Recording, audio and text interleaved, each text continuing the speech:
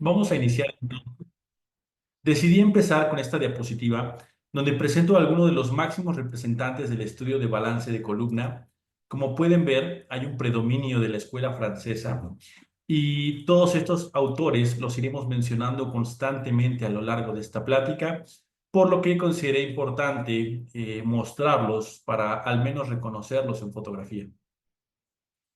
Iniciaremos con definiciones. Vamos a hablar sobre equilibrio. Equilibrio se define como la situación donde las fuerzas ejercidas son iguales, ninguna sobrepasa a la otra. En la bipedestación en el ser humano, esta condición se genera al momento en el cual los músculos agonistas y antagonistas son más eficientes. Para entender mejor este concepto, vamos a recordar un poco la postura en equilibrio de primates como los gorilas, en los cuales usan las cuatro extremidades como apoyo sobre el suelo. Ellos cuentan con una pelvis corta y horizontal, lo que genera una curva toracolumbar sifótica única. Su eje y centro de carga se encuentra entre ambas extremidades anterior a la cadera, a diferencia de los humanos en bipedestación, donde la pelvis como tal tiene un diámetro anteroposterior mucho mayor y es más vertical, lo que permite que se convierta la pelvis en el centro de carga, la base del resto de la columna vertebral. Inclusive Dubocet definió a la pelvis como la vértebra pélvica, entendiendo así que al ser la base de toda la estructura que se encuentra por arriba de ella, se relaciona directamente y permite la formación de las diferentes curvaturas de la columna, desde las lordosis cervicales y lumbares a la cifosis torácica. Esto hace que el eje de carga como tal se identifique en la parte anterior al promontorio o la punta anterior del sacro y ligeramente en contacto con la zona de las caderas, lo que facilita la liberación de las extremidades superiores para otras tareas. Y además de esto, la visualización continua hacia el horizonte. Entonces, si esta posición la delimitamos en un cono invertido o polígono cuyo ápice se dirige hacia los pies y la base hacia la cabeza, podemos identificar que el eje de carga se mantiene adecuadamente distribuido y en equilibrio, siempre y cuando se mantenga la posición del cuerpo humano dentro de esta figura geométrica. A este concepto como tal se le conoce como cono o polígono de economía o eficiencia, ya que permite la bipedestación, el estar de pie con la mínima acción de los músculos. Hay un equilibrio completo entre los músculos antagonistas y los músculos agonistas. Este término como tal fue introducido por el doctor Jean Dubosset, quien es médico ortopedista, en 1994. Otro término importante a definir es la alineación, la cual es la relación de la cabeza con la columna, pelvis y las extremidades inferiores. Esta alineación puede ser normal o patológica, de acuerdo a su relación con el resto. Así entonces, cuando esta alineación se pierde y una de las estructuras anatómicas se modifica en relación al resto y recordamos nuestro cono de eficiencia, vamos a identificar que el eje de carga cambia completamente, haciéndose anterior, lo que implica que el resto de las estructuras de nuestro sistema locomotor empiecen a utilizarse de mayor forma, empieza a haber más energía y actividad muscular para intentar mantener una postura estable. A este intento de mantener una postura más estable implica que ciertos grupos musculares empiecen a actuar en contra de los otros y se le conoce como balance. El balance como tal entonces es la capacidad de alcanzar una postura estable estando de pie. Esto puede ser en equilibrio, como ya lo mostramos, donde los músculos son completamente eficientes, o con gasto energético. A esta segunda condición, donde ya se empieza a ver un incremento en el gasto energético para mantenernos en balance, se le conoce como compensación. El balance hay que hacer énfasis en que es una condición dinámica que se encuentra continuamente en desafío. Esto es, al caminar, al sentarse o inclinarse, aunque sea ligeramente, se va a alterar constantemente el balance. En nuestro día a día ponemos en constante desafío nuestro balance, entorpeciendo el equilibrio, el cual, como ya mencionamos, es un concepto completamente estático, a diferencia del balance que es enteramente dinámico y que además requiere de un adecuado funcionamiento de todo el sistema locomotor, incluyendo músculos y articulaciones, con y que esto se va modificando con el envejecimiento. Los músculos tienden a debilitarse, las articulaciones tienden a generar artrosis, lo que dificulta cada vez más alcanzar el balance. Esta frase, que es comúnmente mencionada en congresos de columna, la vida es un evento sifotizante, se agrega artrítico, la fui rastreando para poder identificar al autor como tal. Llegué a dar con el doctor David Polly, también ortopedista, y es un concepto interesante a definir. Conforme vamos envejeciendo, la tendencia va a ser a sifotizarnos. ¿Por qué entonces es importante estudiar el balance? Primero, de forma concreta, porque la pérdida de este balance va a ocasionar dolor y discapacidad. Los síntomas patológicos se van a ir intensificando conforme progresa la pérdida de este balance. Además, hablando de objetivos quirúrgicos, se ha identificado que existe una creciente incidencia de deformidad espinal iatrogénica. Las cirugías que estamos realizando están ocasionando que el balance empiece a afectarse y debido a ciertas fusiones cortas, por ejemplo, en TLIFs, en PLIFs, podemos obtener lordosis hipocorregidas o en procedimientos donde la intención es conseguir más corrección de la lordosis, como los ALIFs, XLIFs, hipercorregir, o inclusive en procedimientos donde aparentemente no somos tan invasivos como una descompresión o con colocación de separadores interespinosos, podríamos estar llevando a mi paciente a una espalda plana. ¿Cómo entonces debo estudiar el balance sagital? Idealmente se utilizan plataformas de fuerza que miden la línea de gravedad y el centro de gravedad. Esto regularmente se combina con estudios de imagen donde se puede encontrar en cada individuo dónde está mi centro de gravedad, dónde está mi línea de gravedad. Pero este dispositivo no es nada común, es muy raro poder conseguirlo, por lo que se empezaron a basar e identificar parámetros indirectos que permitan detectar la anatomía normal y diferenciarla de la patológica. Para esto, el estudio ideal son radiografías panorámicas de pie o radiografías con un sistema EOS, que lo que hace es poder determinar con una menor tasa de radiación y de forma más precisa todas las estructuras que vemos en una radiografía de pie. Tampoco es un sistema común, por lo que nuestro parámetro más convencional van a ser las radiografías totales de pie, tomando en cuenta siempre que el eje de masa se atraviesa cerca de las cabezas femorales. ¿Cómo debemos evaluar esta radiografía? ¿Cuál es la radiografía ideal? Tiene que ser una radiografía lateral que abarque desde el conducto auditivo externo hasta las cabezas femorales. Las cabezas femorales idealmente se deben ver completas, el círculo completo. Se ha recomendado no usar soporte para las extremidades superiores. El paciente no debería estar sujeto a nada que le dé un punto de apoyo. Debería tener las manos en las clavículas sin extensión de caderas o rodillas. Esta ha sido la posición que se ha identificado como más aceptable para poder encontrar todas las referencias radiográficas necesarias para empezar a hacer una adecuada evaluación. Entonces, son detalles que debemos ir buscando en nuestros pacientes.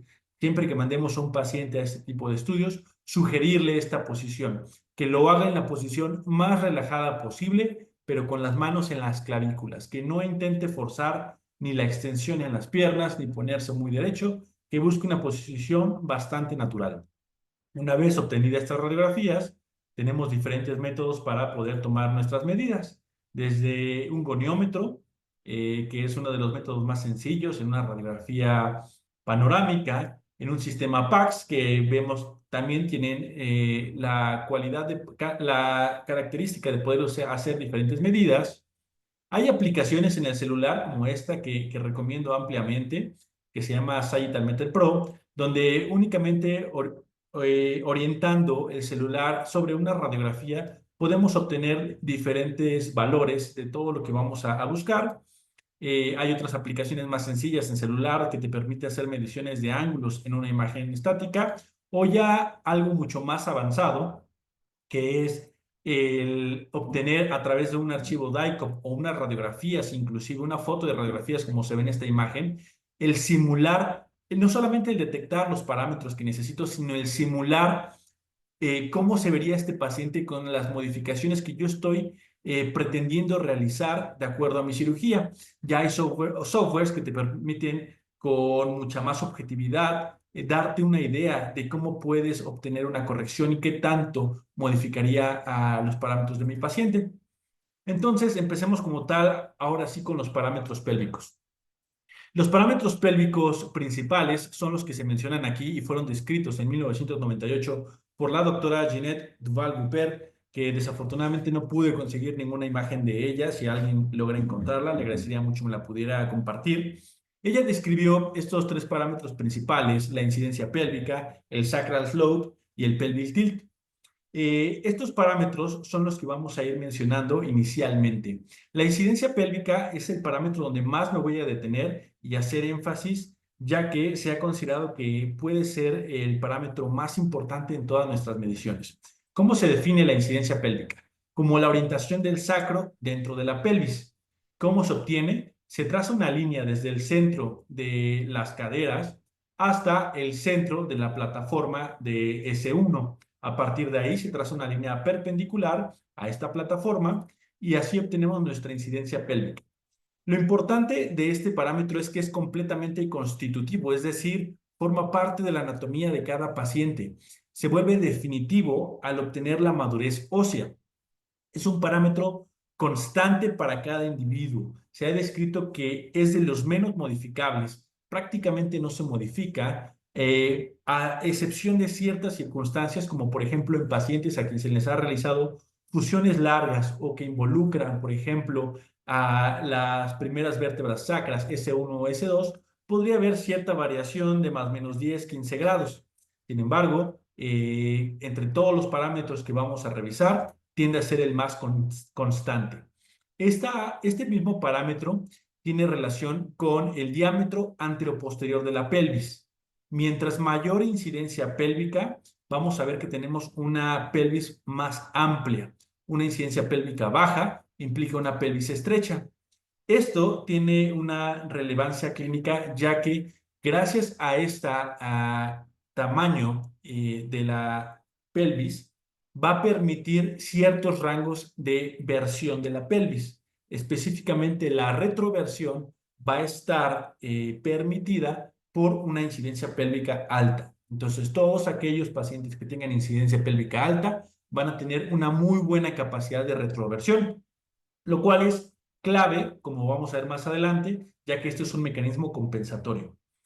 Entonces, como tal, hablar de un rango específico, un número para la incidencia pélvica no es lo correcto, ya que no hay un rango anormal. Cada paciente va a tener un grado específico de incidencia pélvica y a partir de ahí todos los demás parámetros se van a estudiar. Entonces, otra característica destacable es que este parámetro como tal no se modifica con la posición. Da lo mismo si yo mido una radiografía de un paciente de pie, sentado o inclusive acostado. Puedo usar un topograma de la tomografía para valorar este ángulo. Y permite usarse como referencia y comparativo con el resto de los valores dinámicos. Esta como tal va a ser mi evidencia de lo normal en la patología. Va a ser la clave, la pista para yo poder identificar cómo estaba mi paciente en un inicio. Sabemos que vamos regularmente a valorar pacientes adultos donde ya hubo modificaciones en la estructura de su columna. ¿Cómo podré yo identificar cómo estaba antes, cómo era su columna, para pensar también en una planeación ideal? Va a ser la incidencia pélvica la clave. Por eso es que me detengo tanto en este parámetro y quiero que quede muy en claro que como tal es una característica, un parámetro constante. Se habla que influye en la lordosis. ¿De qué manera? Primero, porque está relacionado con el sacro. Segundo, influye más en la lordosis proximal, es decir, en la lordosis alta, que en la lordosis distal. Este es un punto que vamos a tratar un poco más adelante. Aritméticamente hablando, la doctora Duval, perdón, se me fue el nombre, déjeme regreso el nombre, no puede ser que se me haya ido, Ginette Duval-Buper, perdón, identificó aritméticamente que la relación de los parámetros pelvic tilt y sacral slope, la suma de estos dos parámetros, se relaciona directamente con el resultado de la incidencia pélvica. Entonces vamos a hablar de estos siguientes parámetros. La pendiente sacra o sacral slope se refiere a la inclinación de la base de pelvis. ¿Qué tan inclinada va a estar mi pelvis en relación a un plano vertical? La forma de medirlo es obteniendo una tangente de la plataforma del sacro y una horizontal. Vamos a identificar que conforme una pelvis se vuelve más vertical, el sacral slope se vuelve más bajo. En una pelvis horizontal vamos a ver un sacral slope alto. Entonces vamos a enfocarnos en esta imagen que es de mis preferidas para hablar de ciertos parámetros de la columna. Me gustaría que se enfoquen en las líneas rojas punteadas en la imagen tipo 1, donde se ve, por ejemplo, cómo el sacral slope, que es este ángulo identificado aquí, es relativamente pequeño y tenemos un sacro, una pelvis vertical. A diferencia del tipo 4, un segundo, vemos entonces una pelvis vertical a diferencia del tipo 4, donde el ángulo de las líneas rojas punteadas se ha incrementado de forma importante e identificamos cómo la forma de la pelvis se tiende a volver más horizontal. Hay una correlación importante entonces entre el sacral slope y la lordosis lumbar. Igual, repito, imaginémoslo como la base de nuestro edificio. De acuerdo a la forma que tenga esa base, van a depender el resto de las curvaturas. Como tal, este concepto ya lo explicábamos, lo introdujo el doctor Dubocet como la vértebra pélvica. Este es un parámetro posicional. Este parámetro sí se va a modificar de acuerdo a la versión de la pelvis. Este va a cambiar de acuerdo a la posición de mi paciente. El siguiente parámetro es la inclinación pélvica o pelvic tilt, el cual se va a definir como la posición de la pelvis en relación a las cabezas femorales. Este ángulo se obtiene desde el centro de la plataforma de sacro y una línea vertical. Como tal, me va a hablar de la capacidad que tiene la pelvis de rotar alrededor de las cabezas femorales. Puede rotar hacia adelante haciendo una anteversión o hacia atrás una retroversión. Como tal, uno de las formas para poder obtener una cifra estándar del pelvic tilt, se ha propuesto esta fórmula en el cual el pelvic tilt se obtiene mediante la multiplicación de la incidencia pélvica menos 11.4, los cuales son otras constantes que se fueron identificando. Y con esta fórmula podríamos tener cuál sería un pelvic tilt ideal basándome en el punto de referencia que ya comentamos, que es la incidencia pélvica. Todo lo que se basa en incidencia pélvica va a tener una mayor precisión para su estudio. Y con esta misma fórmula podríamos obtener el sacral slope ideal para este paciente con una regla de 3 y a la vez detectar si mi paciente está haciendo una retroversión compensatoria.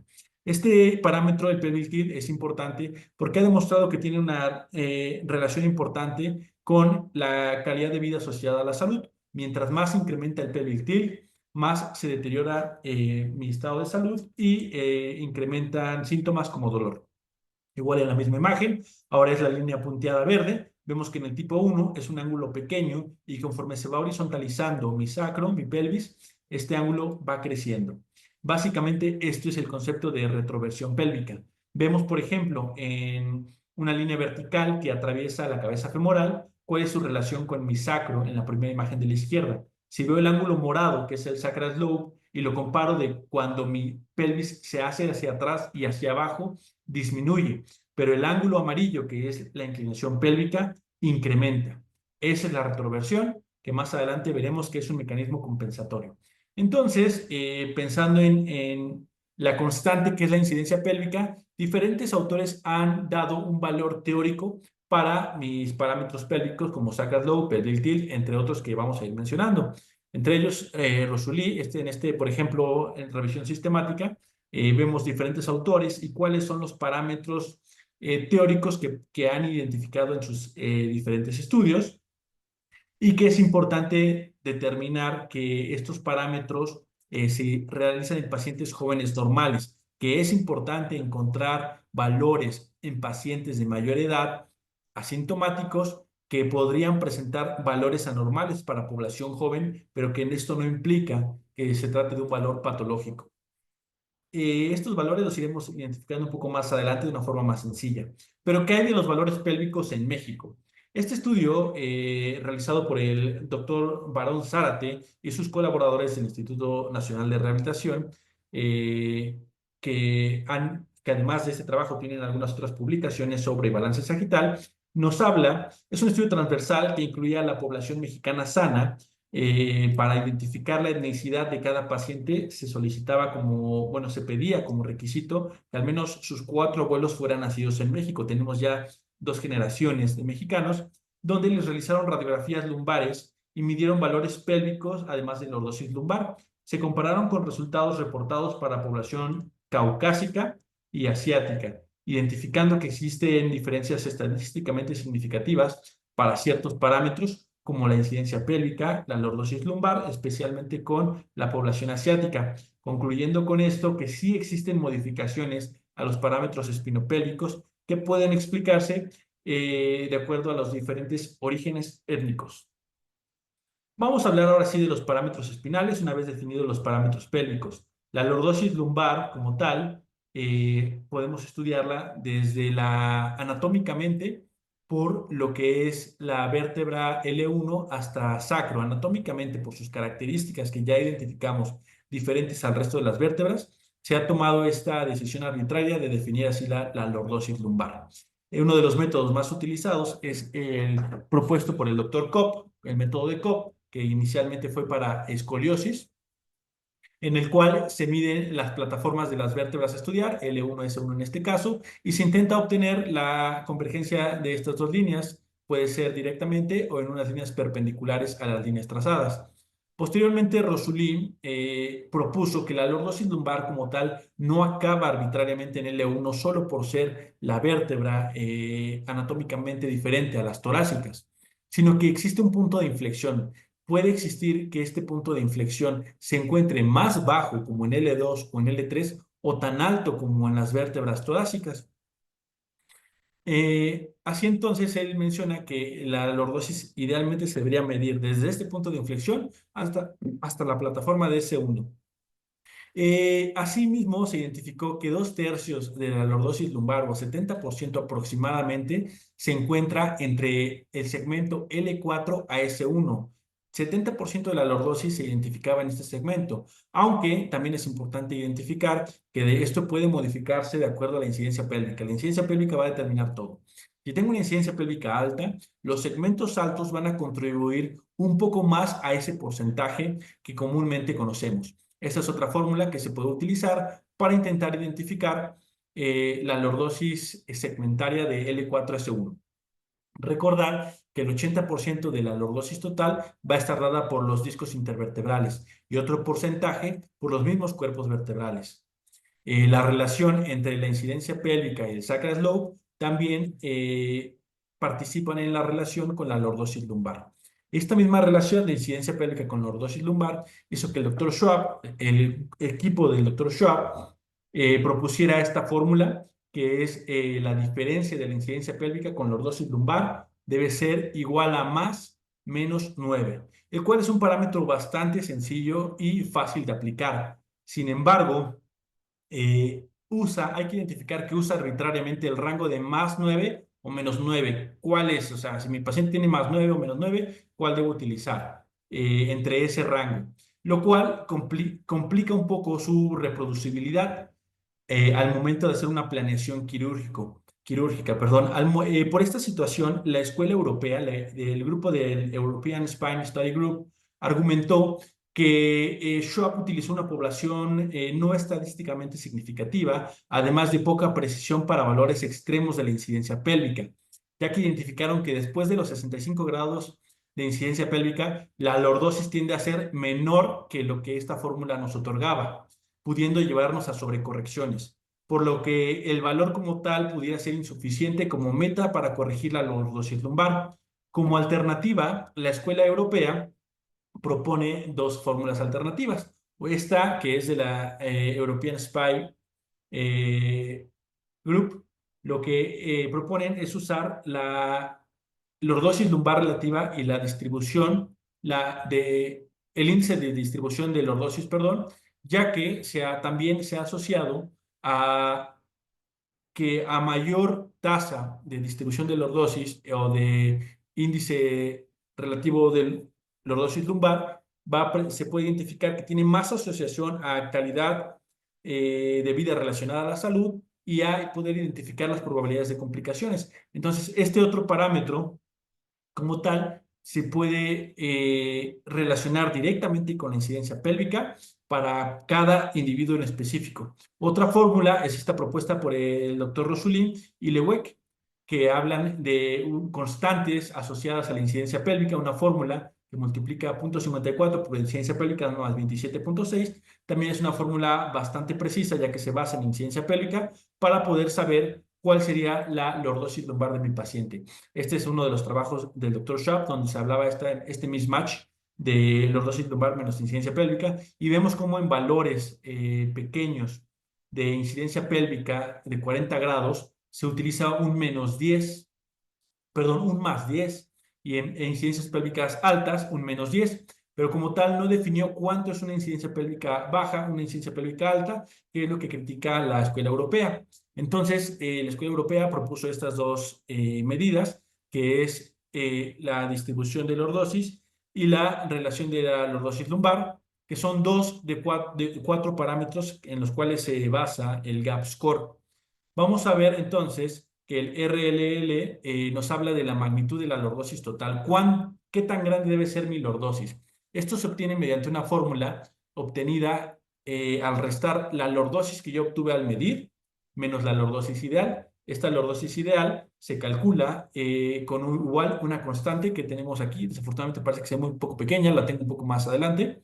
Y nos va a dar un valor de -14 a 11 grados. Si se encuentra en este rango, podemos hablar que la lordosis está alineada. Y si a este parámetro, donde se obtuvo la magnitud, además determino cómo está distribuida, si hay poca lordosis abajo, si hay poca lordosis arriba o viceversa, puedo todavía obtener con mucha más precisión mi valor de lordosis ideal.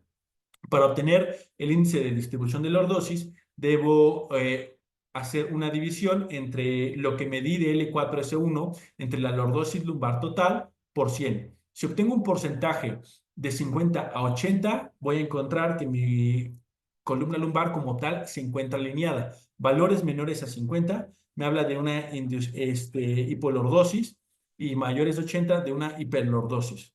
Vemos que como tal, al usar estas dos medidas, vamos a poder identificar si existe una maldistribución asociada a la posibilidad de un segmento adyacente tras realizar mi fusión, además de peores resultados para mi calidad de vida asociada a la salud. Nuevamente estamos como se fue identificando que la fórmula del mismatch tenía ciertos errores, incluyendo, por ejemplo, las diferentes medidas que se obtenían al medir la lordosis en diferentes segmentos, ya sea la lordosis lumbar total contra la lordosis lumbar segmentaria al dividirla solamente en dos partes, o inclusive al medir cada segmento de la lordosis, se obtenían medidas completamente diferentes entre cada una de ellas, que generaban un probable error donde la lordosis global podría parecer normal, pero subóptima en distribución entre segmentos caudales y cefálicos. Simplemente en este ejemplo, donde se hace una medición de L1 a S1, tenemos 12 grados de distribución. Cuando mido L4 a S1 puedo obtener una lordosis de 44 grados. Y si mido, por ejemplo, desde T12 a S1, obtengo una lordosis de 10 grados. Por lo que se empezó también a hablar de una medición completamente segmentaria de la lordosis lumbar. Este trabajo del doctor Diego, basándose en publicaciones del doctor Rossouly e inclusive de Schwab, nos habla de que si medimos eh, cada segmento que se involucre en la lordosis hasta el punto de inflexión y nos basamos en el valor de incidencia pélvica que tiene ese paciente, por ejemplo, veamos el de 50 grados para incidencia pélvica, va a haber toda una serie de grados que debe tener cada segmento idealmente para ese valor específico de incidencia pélvica. Aunque vemos que, por ejemplo, si nos vamos a L4S1, después de los 50 grados, prácticamente no hay variaciones hasta irnos a incidencia pélvicas tan altas como 90 grados, que realmente se incrementa solo un poco. Y bueno, para tratar de clasificar de una forma mucho más objetiva la lordosis lumbar, el doctor Rossouly en 2005 habló de dos características importantes. Una de ellas, el punto de inflexión, que ya mencionamos, es realmente la zona de transición entre una lordosis y una cifosis, sin tomar en cuenta la anatomía arbitraria de seleccionar L1, sino que quiero buscar la zona donde el ángulo realmente se modifica una cifosis y el ápex de la columna. Esos son los dos puntos más importantes para destacar en el trabajo inicial de Rossouly, y gracias a esto pudo hablar de que la lordosis lumbar se podría clasificar en 4 tipos de columnas. Más adelante, en 2016, incluyó una quinta tipo de columna, que es la tipo 3 antevertida, y como punto a destacar es esto. Hay que recordar siempre que existe un punto de transición de lordosis a cifosis, ya que si no considero este punto de transición, puede ser que yo, en mi intento de obtener una lordosis mayor o constante, involucre puntos de transición que ya empezaban a ir hacia cifosis y empiece a generar una modificación a lo ideal de mi paciente. Más adelante, esta misma clasificación de Rossouly como tal, para explicarla, obtuve este esquema que es de, como ya mencioné, los que más he considerado sencillos para entender la clasificación de Rossouly. Este ya es su trabajo de el doctor También. Vemos que para definir los 4 tipos tenemos que tomar diferentes características. Inicialmente, Rossouly propuso usar el sacral slope. Pacientes con una sacral slope menor a 35 lo podemos clasificar en un tipo 1 o tipo 2. La diferencia va a ser el punto de inflexión. Vemos así que en el tipo 1 existe un punto de inflexión bastante bajo, es decir, la lordosis termina en las primeras 3 vértebras lumbares. Menos de 3 vértebras lumbares con un sacral slope de 35 me daba un tipo 1. La tipo 2 existe una curva lordosis constante, aunque con tendencia plana. Realmente no hay una diferencia entre la cifosis y la lordosis. Es una espalda con una tendencia a ser plana, una espalda plana, donde vemos que existen más de 3 vértebras lordóticas, aún con un sacral slope bajo. En el tipo 3, ya se habla de un sacral slope entre 35 y 45 grados, y de acuerdo a la incidencia pélvica, vamos a definir si es un tipo 3A o un tipo 3 antevertido. Finalmente, pacientes con un sacral slope mayor de 45 grados, lo vamos a identificar como un Rossouly tipo 4, donde vemos que ya la curvatura es mucho más pronunciada. Aquí hay una lordosis predominante sobre la transición de la cifosis. Vemos que la lordosis puede continuar inclusive hasta segmentos tan altos como T11 o T10. Es importante identificar este tipo de columnas. ¿Por qué motivo? Ya que cada tipo de columna va a cursar con una característica biomecánica y patrón degenerativo diferente. Vamos a ver así entonces que en la tipo 1 va a haber un estrés mecánico compresivo en la unión toracolumbar, y que la zona de hiperextensión lumbar distal no va a estar compensada por su poca capacidad de retroversión, ya que tiene incidencias pélvicas bajas. Como ya mencionamos, la incidencia pélvica es lo que te permite hacer la retroversión. Entonces, este paciente, al no tener este mecanismo compensatorio de forma ideal, empieza a generar mayor afección a la zona posterior de la columna, no a los discos, pero sí a las facetas. Entonces, este tipo de columna va a estar predispuesta a una espondilolistesis ísmica por mecanismo de Nutcracker. Cascanueces, la traducción literal, donde se hace una compresión en las estructuras posteriores, pudiendo generar una fractura ísmica, generando una listesis anterior. Como tal, es común encontrar las discopatías de unión toracolumbar, a diferencia de los otros segmentos, y listesis degenerativas adyacentes. En el tipo 2, vamos a ver que los discos, al ser más horizontales, generan mayor estrés y degeneración temprana en los segmentos más inferiores, los segmentos de carga L4-S1. Esta columna va a tener muy poca tolerancia también a la retroversión al tener una incidencia pélvica baja, por lo que si tenemos un paciente con una lordosis tipo 2 y generamos una hipolordosis iatrogénica, al hacer una laminectomía descompresiva, al colocar un separador interespinoso, al hacer un TILIF, donde no consideramos que tienen muy poca tolerancia a la cifosis, el paciente va a presentar síntomas patológicos de manera temprana.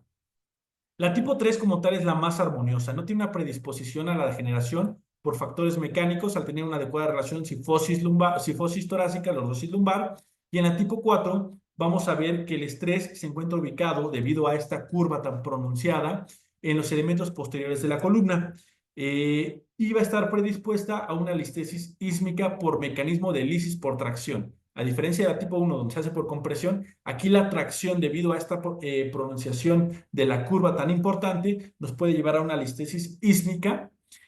Además, que al generar mayor compresión en las estructuras posteriores, tiene mayor predisposición a una estenosis lumbar por artrosis de facetas y enfermedades de más de 2 niveles o más. Pero en estos pacientes la pérdida de lordosis es muy bien tolerada. Estos son pacientes que van a llegar con modificaciones importantes en su columna, ya que al tener una incidencia pélvica alta, tienen mayor capacidad de retroversión y toleran mejor las modificaciones.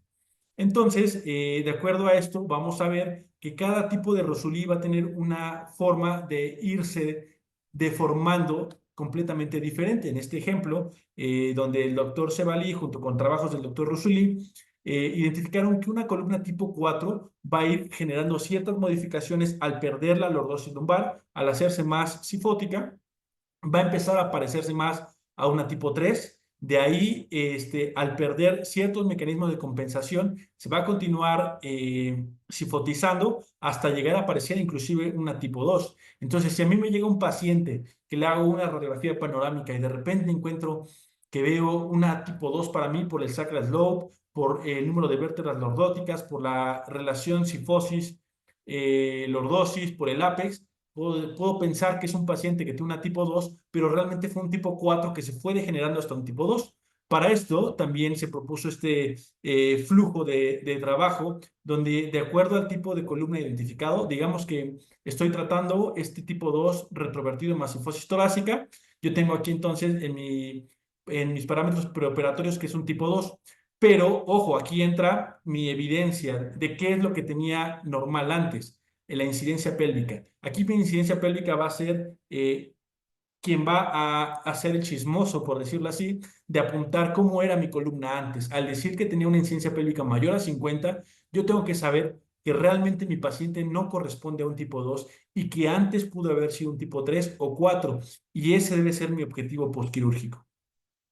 Y así podemos ver diferentes algoritmos que nos van a ir orientando a cómo identificar la columna y cuál sería mi objetivo y mediante qué tipo de técnica puedo llegar a corregirlo. Entonces, un tipo 2 Rosulí real no lo puedo llevar a un tipo 4, no puedo darle una lordosis aumentada porque esto va a generar problemas importantes en el balance de mi paciente y en mecanismos compensatorios. Asimismo, un tipo 2 falso que realmente era un tipo 4, no lo puedo dejar como tipo 2.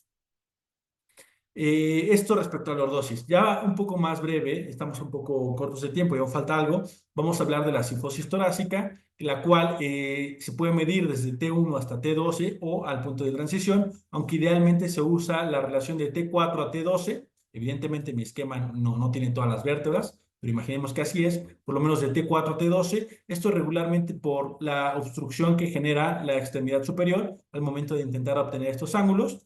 Y debemos saber que más de 60 grados se puede considerar anormal. Respecto a la curvatura cervical, la lordosis cervical hay diferentes métodos de medirlos. El método de Cobb, que es el primero, método de Jackson y el método de Harrington, que es el último, el cual se ha hablado que es el más preciso, pero el más difícil de obtener, el más eh, quisquilloso, por decirlo así. Todos estos ángulos nos van a poder permitir identificar cuál es la lordosis lumbar la lordosis cervical de cada paciente. El método más comúnmente utilizado es el método de Cobb. Hay que identificar que cada segmento también va a tener diferentes ángulos. Es importante destacar que, por ejemplo, de una lordosis total de 41.8 grados, el segmento C1, C2 nos va a dar hasta 32 grados de esta angulación. Entonces, la mayoría de la lordosis se va a distribuir en los segmentos altos. Vamos a poder dividir nuestra lordosis cervical en dos segmentos, un segmento alto y un segmento bajo. El segmento alto va a tender a ser siempre lordótico, aunque va a existir una relación inversa entre estos dos segmentos. Cuando uno disminuye, el otro va a tender a incrementarse por compensación. Y asimismo, así como existe un parámetro estático que nos ayuda para obtener ciertas comparaciones, vamos a tener el T un slope y el ángulo obtenido entre el esternón y la vértebra torácica, que es el thoracic inlet angle, que nos va a permitir usarlo como referencia y poder determinar qué tan correcta o incorrecta es mi lordosis cervical como valor de referencia. En esta imagen vemos que existe una correlación importante entre cada uno de estos segmentos.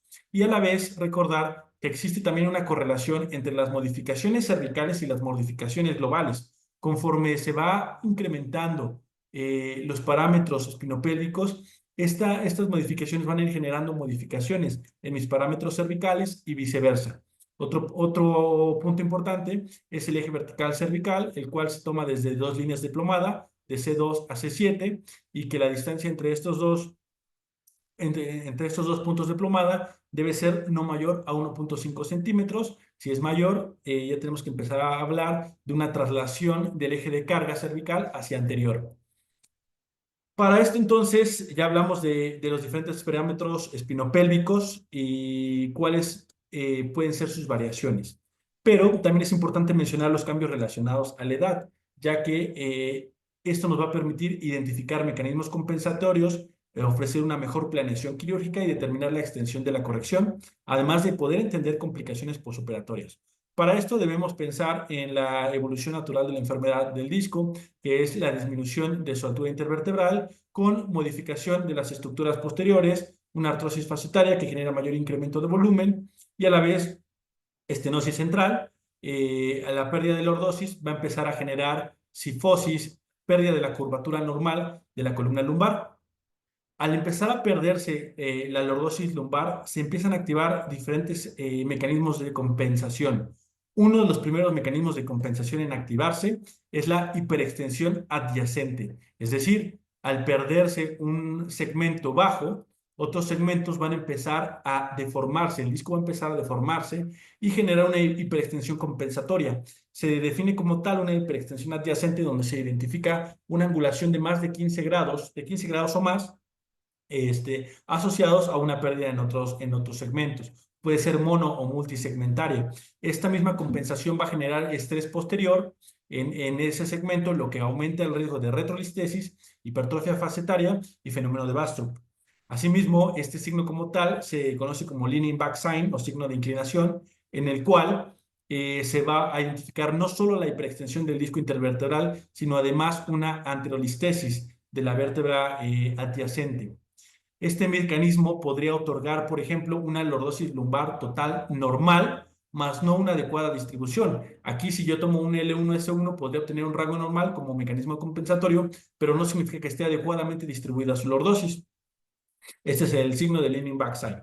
Es importante identificar estos cambios discales, los cuales son diferentes a los cambios degenerativos discales asociados a edad, donde vemos que el disco se tiende a ser sifótico y de menor tamaño, a diferencia de los cambios discales por compensación, donde empiezan a hacerse más lordóticos.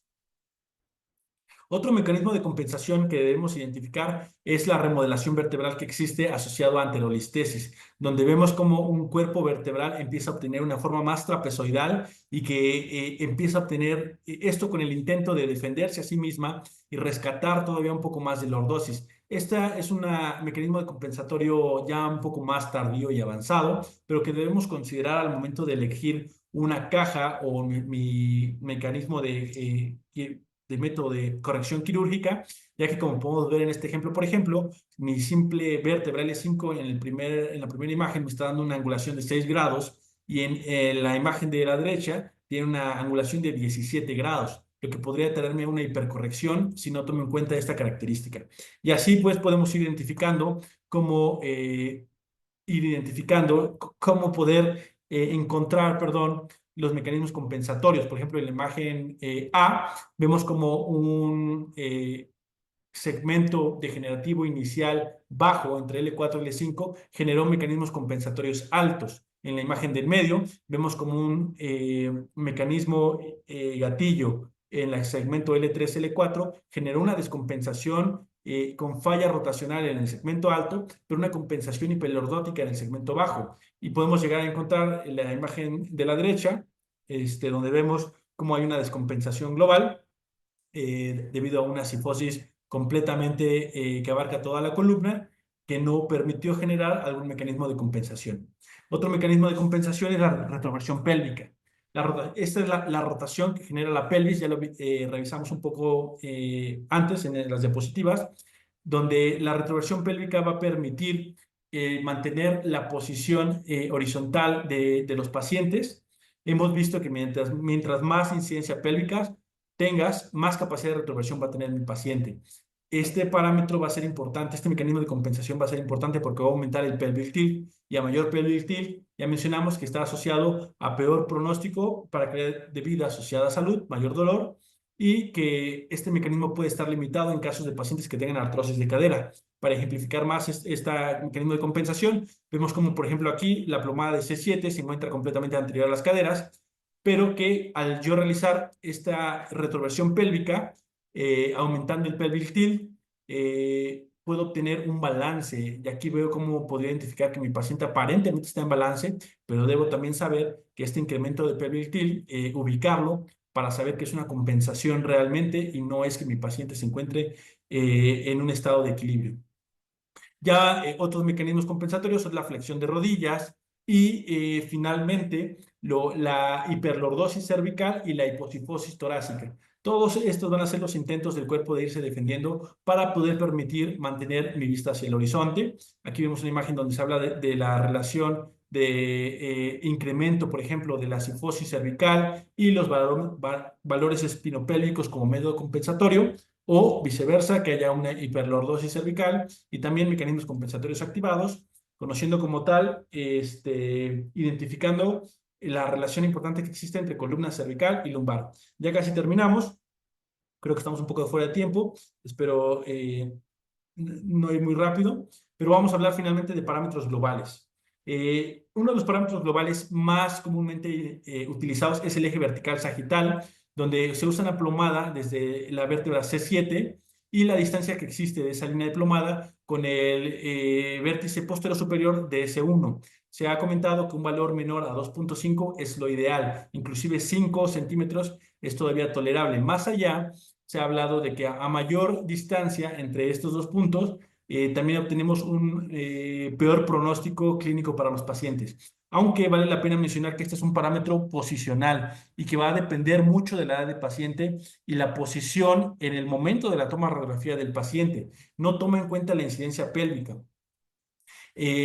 Clásicamente se hablaba de que si estaba anterior a los rangos aceptables, se hablaba de un balance positivo, si estaba posterior se hablaba de un balance negativo, aunque en otros estudios donde se habla de parámetros como el Global Tilt, en este caso, se identificó que de acuerdo a la posición de mi paciente al realizarle el estudio, va a modificarse bastante el eje vertical sagital. En este estudio, por ejemplo, del Global Tilt, se habla de cómo a una serie de pacientes se les pedía primero una posición relajada, que es la segunda fotografía, contra una posición estando lo más derechos posibles. Veamos cómo se modifica el eje vertical sagital. En la posición relajada, la línea amarilla se encuentra anterior a las caderas. Y al pedirle al paciente que se ponga en la posición más derecha posible, esta línea se encontraba completamente en correlación con las caderas. Y aquí vemos cómo se incrementó el ángulo pelvic tilt, pero que el global tilt, que es la línea azul, se mantiene constante. En este otro ejemplo, donde se habla del ángulo T1 pélvico, también lo vamos a mencionar, vemos también cómo el SBA se modifica simplemente en el estudio del paciente. En la primera, se le pide al paciente no generar ningún tipo de mecanismo de compensación. La segunda, intentar ponerse en la posición en la que regularmente él está de pie. Y en la tercera, se le pide que haga una hiperextensión de las caderas y flexión de rodillas. Veamos qué tanto se modifica el eje sagital, lo que hace que pueda variar mucho simplemente en un paciente, por lo que se La escuela europea nuevamente dice, oye, este no es un valor que podemos utilizar para hablar de balance sagital. Empezaron a proponer otros ángulos, como el T1 pelvic angle, que ya vimos en las imágenes, no genera variaciones de acuerdo a la posición del paciente, aunque no toma en cuenta la incidencia pélvica y no integra como tal al eje, en este eje, a la columna cervical ni a la cabeza. Pero veamos como, por ejemplo, a diferencia del primer ejemplo, este ángulo, por mucho que se modifique la posición de mi paciente, no se va a modificar el TPA. Igual que el global tilt, que va de C7 y la suma de pelvic tilt, el cual como tal tampoco integra la columna cervical ni la cabeza, pero tampoco es modificable con la postura, a diferencia del pelvic tilt o eje vertical sagital, y que responde a la variación de curvaturas. Tenemos una fórmula aquí de cómo poder obtener el global tilt ideal. Esto también vemos aquí, mismo esquema que ya hemos hablado. Veamos cómo el ángulo de las líneas azules no se modifica a pesar de la posición del paciente, cuando el eje vertical sagital sí. Y este último ángulo global que voy a mencionar, de acuerdo al doctor, ay, se me fue su nombre, perdón, ahorita, Lewek, ahí está la referencia, se habla que es el más preciso para poder hablar del balance sagital. Aquí vemos que nos habla de un ángulo medido entre el punto más alto de la odontoides con el conducto auditivo, y vemos cómo se genera este eje bicoxofemoral que se integra la cabeza, se integra la columna, es completamente independiente de la edad. Esto en pacientes asintomáticos, y que como tal es independiente también de la forma de la columna y de mecanismos compensatorios. Si encontramos que este valor es mayor a 2, podemos hablar de que el paciente se mantiene fuera de un balance con incremento de un brazo de palanca en el segmento de unión adyacente en caso de haberlo fusionado. Existen otros métodos de parámetros globales, como el Full Body Index, que ya también toma en cuenta, como podemos ver, las extremidades inferiores. Y también el plano coronal actualmente empieza a tener mucho más importancia. Ya se había hablado que no existía tanta relación clínica de la corrección del plano coronal, a diferencia del plano sagital. Sin embargo, hoy en día hay diferentes estudios que hablan que también se obtiene una relación clínica significativa al momento de no corregir correctamente el plano coronal. ¿Cómo podemos utilizar todos estos parámetros? Ya vimos que existen diferentes algoritmos a seguir, como por ejemplo, si seguimos la clasificación de Schwab, ya nos habla de ciertos parámetros ideales que debemos obtener, pero fíjense que se basa en el mismatch, en el pelvic tilt y en la alineación global, los tres parámetros dinámicos. Por esto la Escuela Europea está un poco en contra de esta sección de Schwab, que ha intentado irla modificando a parámetros ajustados a la edad, parámetros ajustados a las condiciones del paciente, con la intención de que tenga mayor relevancia clínica. También esta otra herramienta, el GAP Score, que con los parámetros que ya mencionamos, una vez obtenidos, podemos simplemente utilizarlos en una página de internet donde anotamos los parámetros que obtuvimos y nos va a dar una relación de cómo está la proporción de mi columna, y a la vez me va a poder indicar cuáles son los valores ideales que debo obtener previo a la cirugía, o cuánto obtuve después de una cirugía, cuánto hay de disproporción y el riesgo que tengo de segmento adyacente o falla en mi constructo una vez obtenido estos valores. Estos mismos valores se pueden utilizar en algoritmos como el MISDEF2, que me habla de qué tipo de intervención quirúrgica le puedo hacer a cada paciente de acuerdo a los valores que estoy obteniendo en mi planeación preoperatoria. Y ya para resumir, un poco más lento, últimos 5 minutos, pues la idea para el resumen final era usar imágenes para ejemplificar la gran mayoría de lo que hemos mencionado. Pero como a estas alturas ya debe ser bastante la información que tenemos, ya estamos algo cansados y todas las líneas y números solo nos confundirían más, decidí usar arbitrariamente los valores que reportó el doctor Barón Zárate sobre el artículo que ya mencionamos, y aquí usar un ejemplo. Entonces, digamos que estos valores que vimos que son el promedio de la población mexicana es solamente un paciente, y esos son los valores que obtuve mientras mis medidas. Entonces, basándome en la incidencia pélvica, yo ya sé que este parámetro es completamente individual, y debo recordar que existe una relación de que la incidencia pélvica es la suma del pelvic tilt más sacral slope. Entonces, si utilizo la fórmula propuesta por el doctor Leweg, donde el pelvic tilt es la multiplicación de la incidencia pélvica por las constantes de 0.44 menos 11.4, obtendría una incidencia pélvica ideal de 55.6 grados. Que vemos realmente, si lo comparamos con, perdón, aquí estoy usando el primer valor es de 55.6 grados y el pelvic tilt que me daría de esta operación me daría 13.06. Si lo veo con el promedio que utilizó en estos resultados, donde estamos suponiendo que es un paciente con esos valores, se acercan bastante. La lordosis lumbar, quiero saber qué lordosis lumbar le corresponde a mi paciente. Tengo las dos fórmulas, la propuesta por el doctor Lewicki, donde hacemos esta multiplicación de constantes, o lo que hablábamos de la relación de lordosis lumbar o la distribución de lordosis, el índice de distribución de lordosis, que si hago esos cálculos, obtengo una lordosis lumbar ideal de 57.6. También bastante correcta basándome en la incidencia pélvica. Y si uso la opción 2, veo que mi columna lumbar se mantiene alineada y tiene una distribución de la lordosis del 70%, lo cual también me habla que está en parámetros correctos. Si el sacral slope ideal lo puedo sacar usando la regla de 3, ya que tengo mi incidencia pélvica y mi pelvic tilt. En este caso sería el 42.5. Quiero sacar mi cifosis torácica ideal con esta fórmula. Veo que es una 47.85.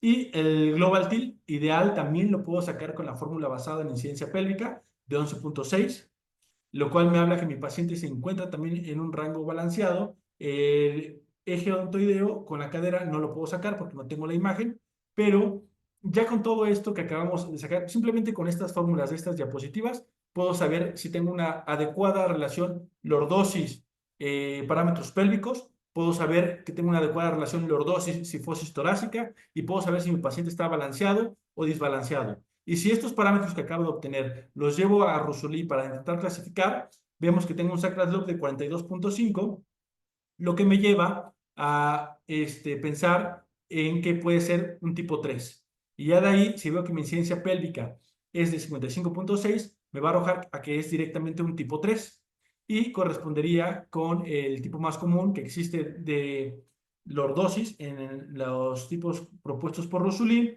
Y si por alguna razón pretendo operar a este paciente y quiero ver cuál es mi objetivo postquirúrgico, ya estoy hablando que encontré que mi paciente está en un tipo 3 y verifico que tiene una incidencia pélvica mayor a 50, pero un pelvic tilt menor a 25, me arroja directamente a un tipo 3. Entonces, tengo mi paciente en tipo 3, debo dejarlo en un tipo 3.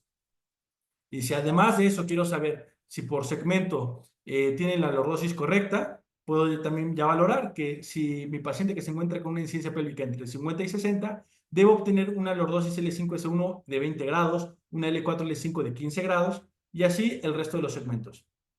Entonces, quizá es bastante información, es difícil el poder concluir todo esto junto, espero poder haberlo explicado de una forma precisa.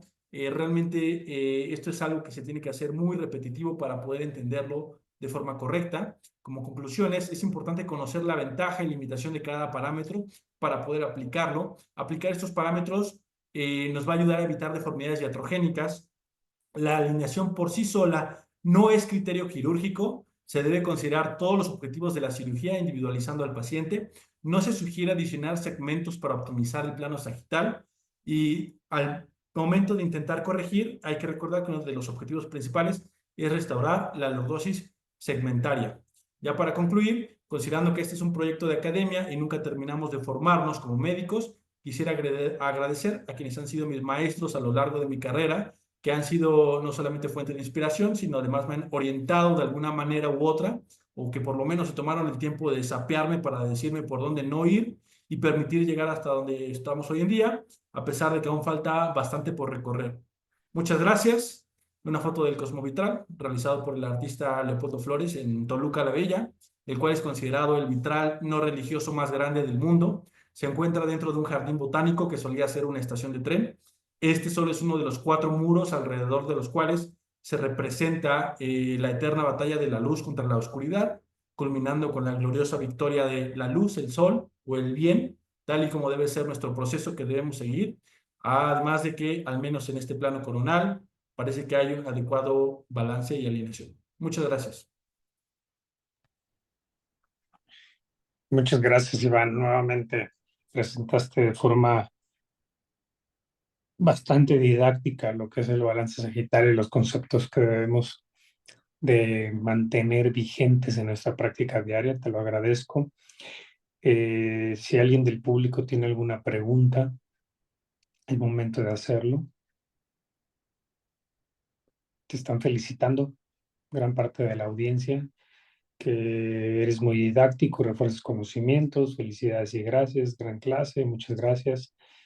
Yo creo que la gran enseñanza que nos dejas, Iván, es esto lo tenemos que hacer en forma rutinaria con todos nuestros pacientes y la única manera de lograr un entendimiento de estos parámetros espinopélvicos es la repetición. Entonces tú una vez más nos has hecho ver de qué manera los podemos usar y evaluar y determinar en nuestros pacientes qué es lo que tenemos que hacer. Así es que esa es la gran enseñanza que nos dejas. Te lo agradecemos muchísimo, Iván. ¿Quieres despedirte con una reflexión de todo lo que tuviste que leer al respecto? Y realmente es complejo, es algo bastante fastidioso en algún punto, pero muy fácil de reproducir una vez que lo entiendes. Creo que la clave es entenderlo. El querer repetir o recordar los valores no va a ayudar mucho. Entender cuáles son las modificaciones que tiene la columna y su relación con el resto de las estructuras es la clave para intentar acercarnos cada vez más a lo ideal para evitar complicaciones, que debe ser nuestro principal objetivo. Perfecto, Iván, pues muchísimas gracias y desde luego seguimos en contacto en este gran proyecto educativo de esta plataforma de Academia AMSICO. Muchísimas gracias y muy buenas noches a todos.